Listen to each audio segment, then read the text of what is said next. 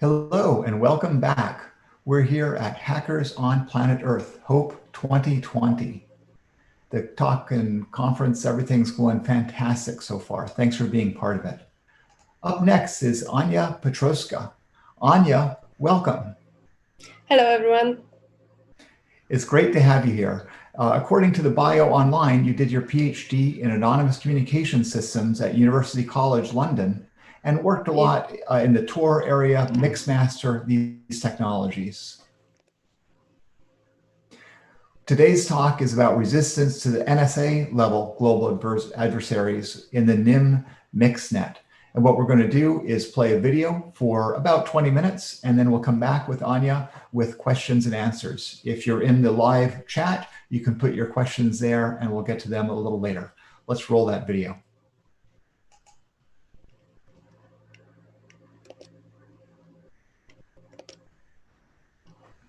Hello, everyone. Thank you for joining my talk. Before introducing the Nym MixNet, let's first look into why do we need it in the first place. Every time we send a message, visit a website, make an online purchase, or any other online activity, we leave a digital trace, the so-called network metadata. And as it turns out, this metadata, which is simply a set of all unique characteristics associated with our online communication, reveals a lot of significant information about us. Even if we reach out for privacy-enhancing technologies, like, for example, end-to-end encryption, we only protect the content of our communication, but not the metadata. Similarly, if we use private coins, like Zcash or Monero, such coins protect only our privacy on-chain, but do not prevent metadata leakage. So, in result, the network adversary can easily trace with whom are we communicating, how often, when, and so on and so on. So in response to the danger of tracking the metadata of the internet communication, services like VPN became popular. VPN simply builds an encrypted tunnel between a client and the VPN server, which acts as a proxy that forwards the client's communication into the web. This allows the users to hide their IP location and hence bypass, for example, censorship and geolocation blocks. However, although VPNs offer enhanced internet privacy and protection against data hacking, they have several weaknesses due to their centralized nature. First of all, the VPN provider acts as a trusted proxy and hence knows about all of the website an individual is accessing. So we are not anonymous vis-a-vis the VPN provider. And the VPN providers might keep the logs of our activities, although officially they promise not to, in order to share them with third parties.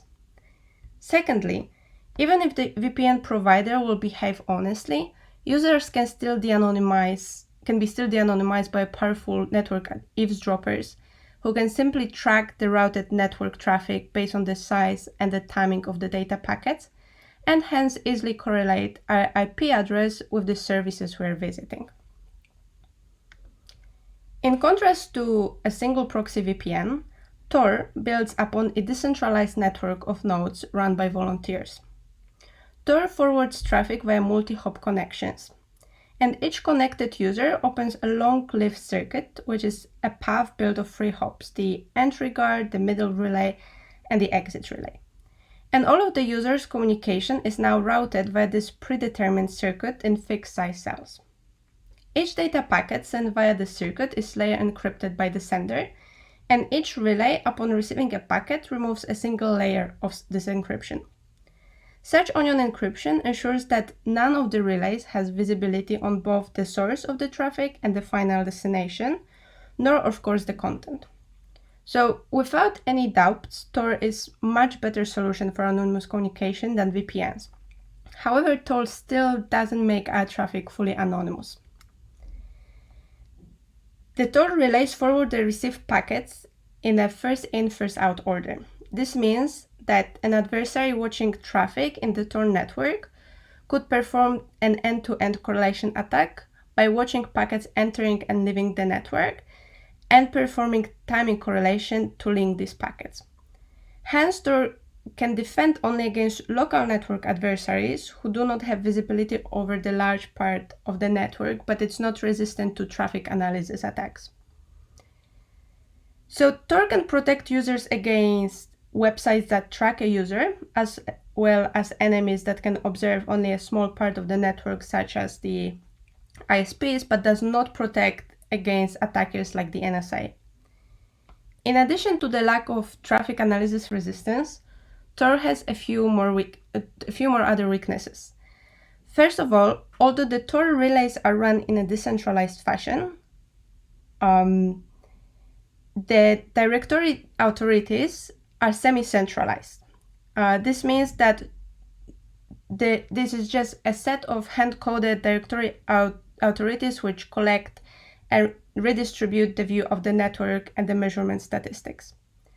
Another limitation is that Tor nodes are voluntarily driven, hence suffer from the lack of economic incentive. This can lead to poor performance and even scaling problems. Another issue is the exit node liability problem. Since the exit nodes connect directly with the open web, the users running those nodes risk that their machine will be used to transmit possibly illegal network traffic, and hence might face repercussions from the authorities. So that's why Nym Technologies is building the first open source and incentivized mixed network, which provides network metadata privacy and protects users' communication against even most sophisticated traffic analysis attacks. It is a universal layer 0 foundation for network metadata protection. So let's first start with a little bit of background what mixed networks really are. The idea of a mixed network exists already for a very long time, as the first design of a mixed network was pioneered by David Chaum in the 80s. A mixed network is a decentralized network of relays that ensures the unlinkability of the network communication by hiding the distinctive patterns of the metadata. In the traditional mixed network, the nodes are ordered in a fixed cascade, and each packet is routed via each node from the first to the last one. Similarly, as in Tor, by using multiple mixes, we distribute the trust among them, hence as long as a single mix in the cascade is honest, the anonymity is preserved.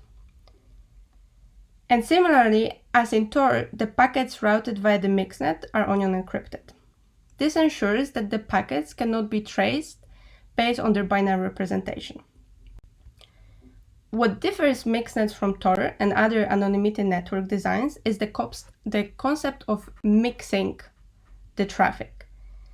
When a mixed node routes users' traffic, the node collects a certain number of packets, holds the traffic for some amount of time, and then reorders the packets following a secret permutation before forwarding them to the next node. And we call such mixing techniques the batch and reorder technique. By doing so, mixnets protect against an adversary that can observe the entire network and perform even the end-to-end timing correlation attacks or other traffic analysis attacks. However, the early mixed network designs had several significant limitations. First, the fixed cascade topology scales poorly, and scalability is one of the key properties of anonymous communication networks, since anonymity loves company, so it is very important for the mixed network to scale well. The second limitation was that the public key encryption operations associated with onion encryption were very time-consuming. Also, using the batch and reorder mixing technique is limiting both from the perspective of anonymity and performance. The size of the batch is the size of the anonymity set offered by traditional mixnets. On the other hand, we don't know in which batch our packet will be accepted for the mixing, so the end-to-end latency of our packets cannot be predicted. On top of that, although traditional mixnets were resistant to timing attacks, it turned out that they do not protect against active attacks, in which the mixes can drop the packets or perform denial of service attacks, and also traffic confirmation attacks, in which the attacker observes both ends of the mixnet and tries to match the traffic based on distinctive patterns. And lastly, an important drawback was that the view of the network was determined by central authority. So in order to address the security issues of VPNs and Tor, and the scalability and performance limitations of traditional mixed networks, Nym is building a novel mixnet which is scalable and can support both low and high latency traffic, and hence can support various applications and services. Our mixnet is open source and the nodes are rewarded for their honest work. So let's start first with discussing how to make the network scale better. One solution to improve it would be to run multiple cascades in parallel. However, although that would indeed allow to scale the network easily, I mean, we can add more and more cascades as needed, such solutions have an important drawback. When the cascades run independently, the traffic is partitioned into disjoint sets. So it doesn't matter how large is the overall traffic flow into the network, our anonymity is still limited by the anonymity set of a single cascade. On the other hand, we could use peer-to-peer topology, which scales, of course, very well. However, a peer-to-peer topology offers weaker anonymity than cascades because in peer-to-peer network, packets may pass by the same node but never got mixed because they're flowing in different directions. That's why Nym MixNet uses the stratified topology. In stratified topology, nodes are grouped into layers, and each node in a given layer is connected with each node in the previous and next layer. And traffic always flows in the same direction from the first to the last layer. So for example, in the network of 3 layers, each node in the first layer is connected with each node in the second layer, and each node in the second layer is connected with each node in the third layer. The packets are source routed, and each packet is routed via an independent path, so there are no more circuits like in Tor. And the path is composed by the sender by simply picking a single random node from each layer. Such network topology allows to scale the network easily. By adding more nodes in each layer, we increase the overall capacity of the network. On the other hand, the packets are sent via independent routes. Hence, the stratified topology ensures that paths interleave with each other at some point in the network, hence the entire traffic is eventually mixed together. So we avoid the problem of traffic partitioning. In order to improve the performance of onion encryption, we use the Sphinx cryptographic packet format. Such packet format is, for example, used by the Lightning Network. Sphinx ensures that all the packets are constant length, hence cannot be correlated based on their binary representation, and are resistant to tagging or replay attacks. In addition to those features, Sphinx ensures that the intermediate nodes forwarding the packets learn nothing about the other nodes involved in the path except their immediate predecessor and successor. In addition to those security features, Sphinx is also compact and computationally efficient. And you can see the current timings of our last Rust implementation, which is yet to be optimized. In terms of the mixing technique, the Nym MixNet uses a variant of a so-called stop-and-go mixing technique. As I said, traditional mixed network designs use the batch and reorder technique, hence the network must work in the synchronized rounds. Whereas in the stop-and-go technique, there is no need for synchronized rounds. So how this technique works? There is no more batching of the packets. Instead, each packet is delayed by each hop for a random amount of time. This time, how long a packet should be held by a node, is selected by the sender. So the sender, when picking the mixed path, also selects for each hop a random delay and hides it in the Sphinx packet. The delays are selected from the exponential distribution. We describe this distribution with parameter lambda, which gives us a feeling what is the average time a packet will spend in a mix. And we use the exponential delays as mixing technique because it has two important properties. First of all, since the sender picks the delays, he can estimate the end-to-end latency of his packets. More importantly, the use of exponential distribution ensures a larger anonymity set.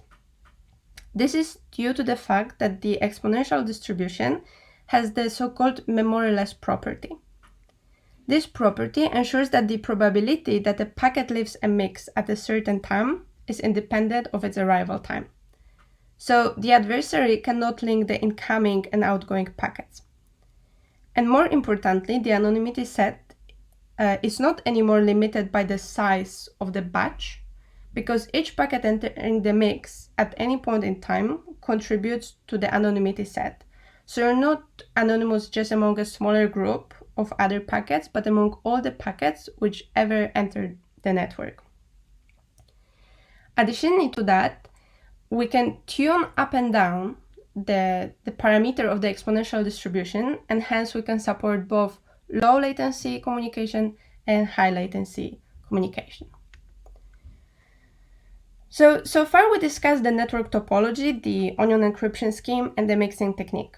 But what if the adversary can observe the end links of the mixed network, meaning he can see the packets flowing in and out of the network?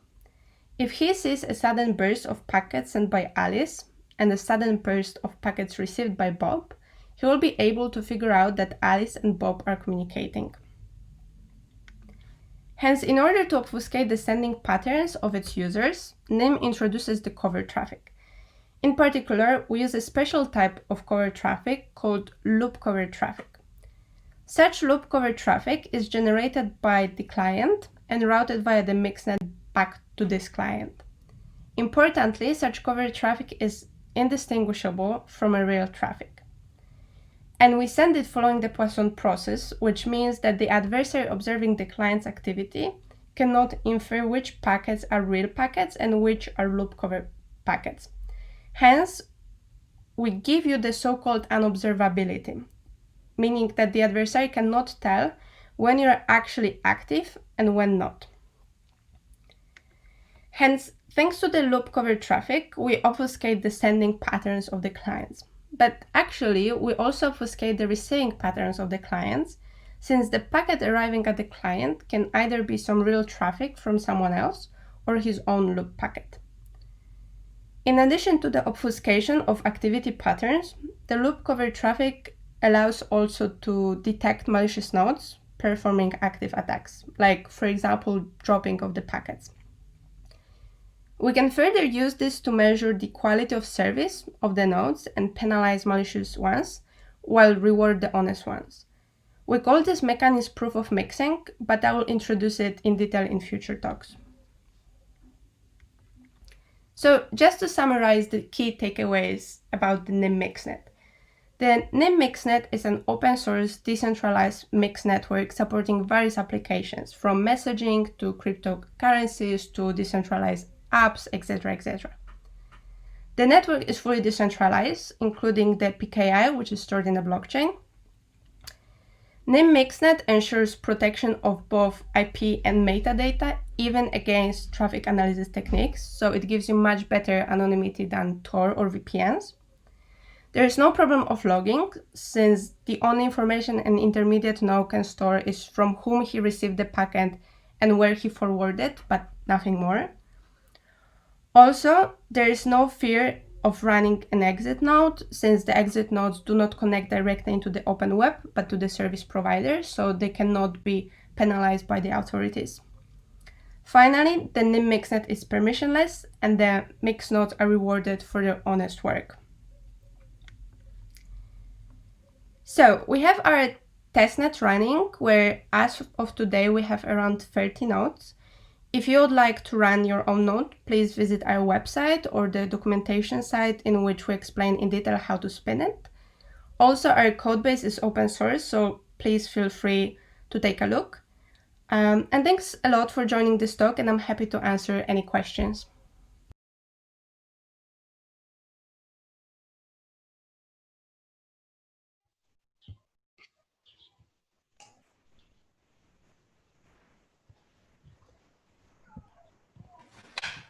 Okay, we are back live. It's a real pleasure to hear such a interesting talk that covers a lot of ground. There's so many people in the Hope community that are familiar with Tor, or at least are using Tor, and yet clearly Tor is not the answer. Would you like to comment on that a little bit, Ania, and talk just summarize sort of where you see people making choices about what anonymizer to use, and maybe in practice as well as future research? Yes, I think I would say that Tor, without a doubt, is a great anonymous communication tool. But I think the often misunderstanding of misconception is that Tor gives you the perfect traffic analysis resistance. It's not the case because Tor was never designed to actually do it. If you're gonna look in the Tor white paper, which was published a few years ago, you will see that they actually very clearly state that Tor doesn't aim to solve the end-to-end correlation problem and the traffic analysis problems. So Tor is great, but if you would like to be anonymous in the presence of very powerful adversaries like the NSA, then you need something more powerful, like, for example, the MIX network.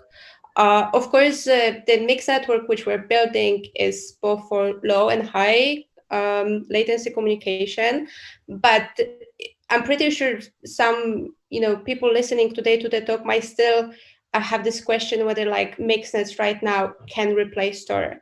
I would say no. Mixed networks are for various applications, decentralized apps, messaging, cryptocurrencies, and so on, but they wouldn't be still the best choice for browsing the website. But this is still like work in progress. So I think Tor and mixed network, they can actually exist together in parallel. Thank you. Thank you. That's a very clear explanation. One of the questions that came in on the chat is that they were interested to hear about the loop cover traffic description. But a basic question, I think, is maybe you want to say a little more, but a basic question is whether the loop cover traffic is generated at the node or on the clients. The answer is at both. So both the clients generate the loop cover traffic and the nodes generate the loop cover traffic. The loop cover traffic, as I described, it's almost like you're sending a packet to yourself. This sending happens following the Poisson process. The best way to intuitively think about that is that it means that the way you're sending this loop cover traffic is very natural. It's not that, for example, every 2 minutes you're gonna send a loop cover traffic or every 30 seconds. No, you rather send a certain average number of loop cover traffic within some time unit. So for example, you send 10 per minute or you send 20 per minute and so on. And similarly, the nodes send both the nodes and the clients. And we do that because the loop cover traffic, on top of what I said of giving you this obfuscation of your sending and receiving pattern, that actually allow you to detect some active attacks. So for example, imagine that you as a node or as a client, you're under attack in which the adversary is trying to block the traffic coming to you. Because you're sending such loop cover traffic to yourself, you can very easily detect this type of attack because suddenly you will notice that you're not receiving back your loops, right? So you can realize that either there's something wrong going in the network or someone is, targeting you. Without the loop cover traffic, you cannot detect that because you never know whether someone wants to send you a message or not. So in order to protect both the clients and the nodes, they both are sending independently their own loop cover traffic. Okay, I think that was clear. Thank you. There's a question that I think might be related. It was a little bit of a detailed question, but it was about denial of service. It was about denial of service or distributed denial of service. And the question is, if the client is defining the amount of time or other characteristics, then could it be that the client could perform denial of service by overloading the servers in the network? So one way to stop this type of attacks and in general the civil attacks is that the way the Nym MixNet will be functioning is that this is something what I was not covering in the talk because it's much more technical details to add. But if you want to use the Nym MixNet, you have to have a credential, an anonymous credential, which allows you to use it. This is a little bit like your monthly subscription to use VPN. So because you have this, subscription to which allows you to use the mixed network. This stops a little bit the malicious users to try to perform this type of, spamming or denial of service, attacking the network by just sending huge volumes of the traffic. So although we are allowing for this covert traffic to happen, we also have the mechanism which can, prevent the Sybil attacks and this denial of service from the clients flooding the network, just to stop.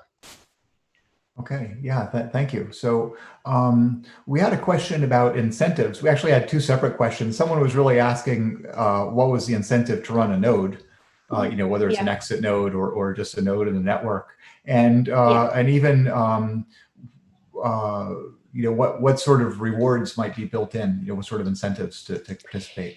Yeah, so in terms of the incentives, whoever wants to run a mixed node needs to stake in the network, and this stake will be the base for our incentives. So because the mixed nodes can stake, they can either get penalized if they're behaving in a malicious way, and then their stake is being slashed, or they can be rewarded if they act honestly. And now, in terms of the rewards, what we do is this so-called proof of mixing. So what we do, we have a mechanism which checks that if you declare that you're running a node which can support this particular volume of traffic, we expect you that you're going to do your best to meet those requirements. And we check whether the nodes actually are delivering the service which they're promising to deliver. And based on that, we're gonna share the rewards. And of course, the rewards will be proportional to the stake in the network. And in terms of the proof of mixing, how we do it, we actually use the loop covered traffic for that, and we combine it with the VRF, so the verifiable random functions. And what we do, we send from time to time, both the clients can do it and the nodes again, something what you can think about like a trap message. So it's like a packet which is generated using the VRF, and then we're gonna check whether the mixed nodes processed correctly those packets. If they did, then it means they act honestly. If they didn't, then this means they're trying to be malicious, and we have, a good argument to, for example, penalize them by slashing their stake. Yeah, spotting that those bad actors is obviously a key feature. Yeah, exactly. And the rewards are distributed in the network, according to how much someone staked. But of course, it doesn't matter whether you're running an exit node or a middle node or the node in the first layer. Someone was asking, there's a lot of interest in the loop cover traffic, as you can tell. And someone was asking in the chat a question saying that the traffic through the nodes is going to be ordered. I think you mentioned that. And how does that fit with the loop cover traffic looping back to the source? So I think they were looking at the stresses between ordered traffic and unordered traffic. I'm not sure what the person meant by ordered, so maybe I'll repeat this thing. So the traffic is flowing from the first layer, second, third, and so on and so on. So as many layers you have, the traffic is flowing through all those layers. Now, if the client is injecting the loop cover traffic, it's very easy. It's like a normal packet, so it's going to go through all the layers. In terms of the node, of course, this has to be done in a way which cannot be, distinguished from how the other packets are behaving. So if a mixed node in the middle layer is sending a packet, a loop cover packet, then obviously he's gonna send to the next layer, right? And this packet will have to go in this same ordering of the layers. So if, for example, a mix at layer 2 is sending a loop packet, then he's gonna send to layer 3, and then the layer 3 to the next one and next one. Now, it's very easy to spot that there would be a small problem with the last layer, right? If you would have the mix in the last layer, sending the packet immediately to the mix in the first layer. Here, probably the mix would be able to realize that, wait a second, I'm receiving now a packet from the last layer, but not from the client. So there is something wrong going on. And that's why we add for our mix network the so-called gateways, which facilitate they act like the entry points into the mix network, and the like exit nodes from the mix network. So before the first mix, before the mix in the first layer will receive a packet, this packet will go through the gateway. So now when a client wants to send a packet, it's going to be client, gateway, the first layer.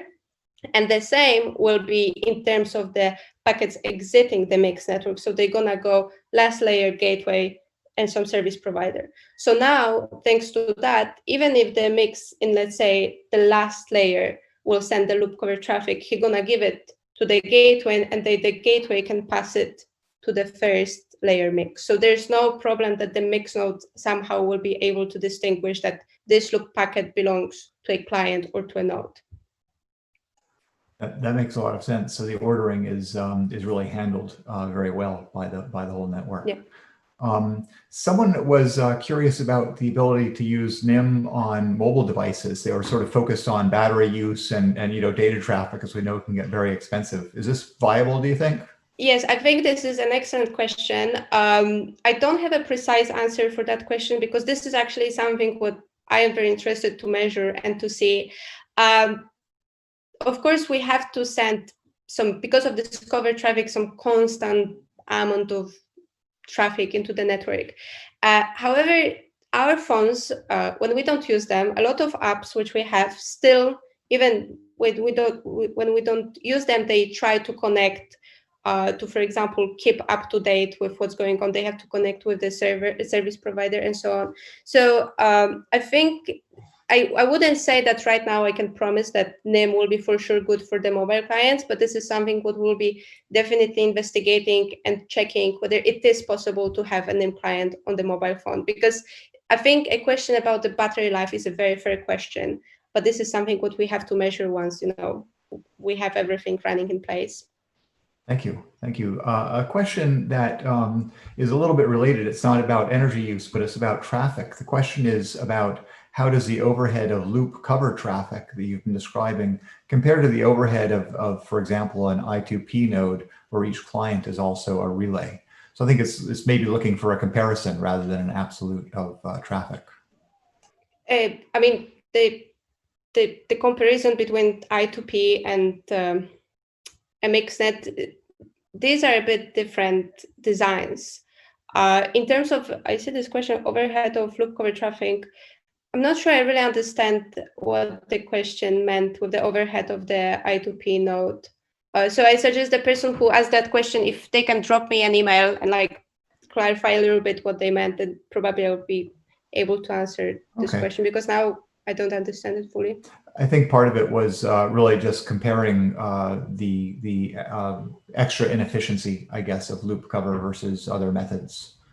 Yeah, I mean, the cover traffic definitely, adds a little bit of overhead. However, one very important property of the mix network which we are using, and also the reason why we decided to use the continuous time mixes and this, cover traffic managed by the Poisson process, is that once the network grows and there are more real users who send more real messages, what happens, you can tune down the amount of cover traffic you're using, because the volume of the traffic going into the network is already so big that your anonymity is very good. We start with the cover traffic, to increase the volume of traffic going into the network, just to make sure that the anonymity will be good.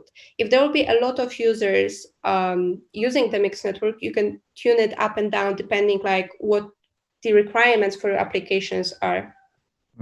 Yeah, actually, that's I think a really good point. So what I think, if I understand, what you're really saying is that the overhead really depends on how busy the network is, because if the network is busier, then there's less overhead for the... Exactly. The previous mixed network designs very often assume that you have a constant volume of cover traffic which you have to send to make sure that your mixed network really gives you anonymity. At them, it's a bit different. When the number of users using the mixed network is small, then obviously we need a lot of cover traffic to keep up the volume and make sure that the anonymity will be good.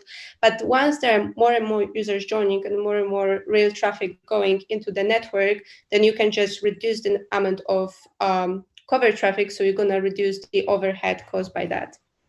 Great. Yeah, thank you. So let's switch a little bit. We had some questions concerning things, I think they're basically related to things concerning collusion and also concerning bad actors, even at a single node level. And so the question I'll read here is, who ultimately handles the stake distribution in the network? So if a node is dishonest, or if two nodes are colluding, that type of thing, then who is responsible, or how is node reputation then handled, and how, and I think a related question, I'm sorry, I'm giving a few points here, but I think a related question is, if clients are able to report potential misuse, how do you know to trust the clients? Because they might be lying.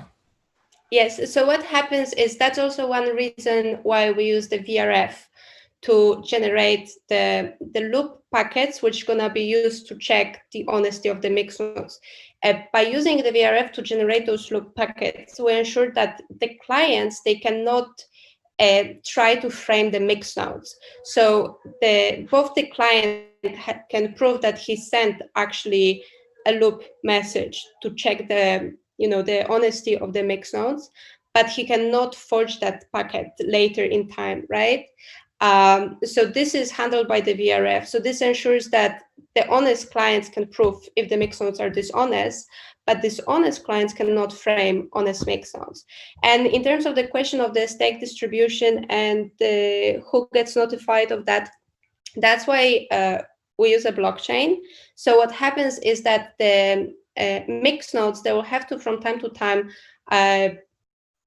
publish to the clients, to all the users of the network, some information about what packets they observe flowing through them. And this information can be then verified by the clients. So the clients can see whether the measurement loop packets which they sent were really processed by those mix nodes. And if not, then they can raise an alarm, and we have the validators who are handling the blockchain. And if the client sees that, oh, my loop packets which I sent to check the honesty of the mix nodes were not included in the information published on the blockchain by the mix nodes, then I can come to the validators and make a complaint about the nodes. Is there research on the relative quantity of things like collusion or bad actors in, I guess not so much in the Nym, maybe there is on the Nym network, but I think in the Tor network. In other words, we know that state level actors are a big concern that we want to protect against, but we know that there are more, maybe innocuous or generic, like the script kiddie equivalent of bad actors. So do we know how much that goes on? I mean, you mean like how many clients can be malicious to make sure that the network will be still okay, or how many nodes can be malicious? Well, that's actually probably a better thing to talk about, because it's more on the technical side. I think I was more curious from your research, the extent to which bad actors are present in real networks. In other words, to be honest, right now we didn't take such measurements, to see how many actually in the networks can be bad actors. This is for the future work. What we've been rather simulating at Nym is how many nodes can be, how many nodes can be malicious in our network, and yet we still can ensure the anonymity. So here you're looking at two separate topics. One topic is malicious nodes who perform active attacks, so who, for example, drop the packets. The other question is the silent malicious nodes, so the nodes which don't perform any active attacks, but they just sit and observe the traffic flowing. And the question, when you have the active malicious nodes, the proof of mixing will detect them. But the more tricky question is, what if you have the silent nodes which just look at the traffic, they don't perform any active attacks, but they would like to try to trace the client. So what we've been doing, we've been simulating a little bit the second behavior, looking like, what if 50% of mix nodes is malicious? What if 80% of mix nodes is malicious? Is our network still safe? But looking at how many actually nodes are malicious in like real deployed network, we didn't do it yet. Could you tell us a little bit more about the test network, or the, if you have a code base or something like this to do this testing and simulation, and how scalable it is? So the simulation for like testing of the, passive nodes which try to like trace the packets, this is done internally. We have like a simulator for the mixed network, and for now we just do those simulations internally. In terms of the testnet, there's obviously a testnet running. If anyone wants to run a node, they can do it. We didn't try, any analysis in terms of attacks on our testnet, just the internal one, the simulator. And the simulator, what simply does is it mimics the behavior of the actual mixed network, which will be running in the future. So then we can always say, we would like to simulate this many malicious nodes and see, for example, how often it happens that when you pick a random path, it's a fully malicious path. So all the nodes are malicious, right? And we look how often this happens given various percentage of the malicious nodes. Thank you. Yeah, this has been a fantastic discussion, and I appreciate the presentation, the pre-recorded part, and also all these questions. And thank you to the audience. We have some fantastic questions happening in the Matrix chat, and I hope I'm doing an okay job of conveying them to you. Later, we'll get more sophisticated in the program, and we might invite some questions into the Zoom, but we're still warming up on that level of sophistication. So I think the only other thing I want to make sure you do is mention a website or email or anything else, or papers, anything else where people would go to get further information about this.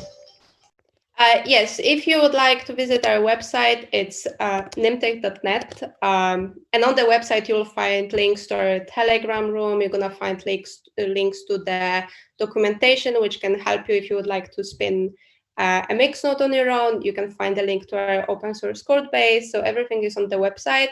We also have the Medium account in which from time to time we post some blogs. So if you want to take even more in-depth look into how the Nym MixNet is working and so on. So I'd invite you to do it. And of course, if you have any questions, just feel free to send me an email or to ask me on Telegram, and I'm more than happy to answer all your questions. Thank you. Well, thanks for being with us. Thank you for submitting your talk to HOPE. I know the audience has enjoyed it. I've been speaking with Ania Piotrowska, who is someone who had done her PhD in anonymous communication systems at University College London. And as I think we've been hearing for a while now, is focused on resistance to NSA-level global adversaries with the Nym MixNet. It's been a true pleasure. Thank you for being with us, and we'll start again. Thank you so much for having me, and thanks for the great questions to the audience. It's been a pleasure, and we'll be back at the top of the hour.